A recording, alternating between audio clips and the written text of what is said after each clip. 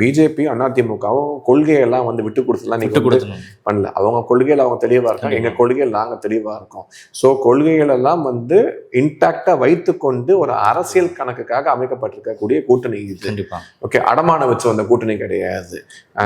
இந்த இது மாதிரி திமுக காங்கிரஸ் கூட்டணி கிடையாது. சுயமரியாதை விட்டு கொடுத்த கூட்டணி கிடையாது. சுயமரியாதையோடு நடைபெறக்கூடிய ஒரு கூட்டணி. இந்த கூட்டணி நிச்சயமாக தொடர்ச்சியாக இந்த அலையன்ஸ் ஃபார்ம் பண்ண நாள்ல இருந்தே பாத்தீங்கன்னா இந்த திமுக கூட்டணி கட்சிகளுக்கு ஒரு மிகப்பெரிய பயம் இருக்கு. அந்த அதனால அவங்களோட ஃபுல் டைம் வேலையை இந்த அலையன்ஸ் எப்படி பிரேக் பண்ணலாம் அப்படிங்கிறத ஃபுல் டைம் உட்காந்து யோசிச்சுட்டு இருக்காங்க. ஸோ அதுல இருந்து கொஞ்சம் டைவர்ட் ஆகி ஐயோ 4 வருஷம் ஆயிடுச்சு, நான் இன்னும் 8 மாசம் தான் இருக்கு, எப்பயாவது மக்களுக்கு ஏதாவது பண்ணலாம் அப்படின்னு கொஞ்சம் யோசிச்சாங்கன்னா கூட மக்களுக்கு அது நல்லா நடக்க வாய்ப்பு இருக்கு. பட் அந்த பக்கமே அவங்க வந்து போறதுக்கான ஒரு அறிகுறி தெரியல. ஸோ இந்த கூட்டணி என்பது நிச்சயமாக தொடர போகிறது. விஜய் வந்தாலும் வராவிட்டால் இந்த கூட்டணி வெற்றி பெற போகிறது.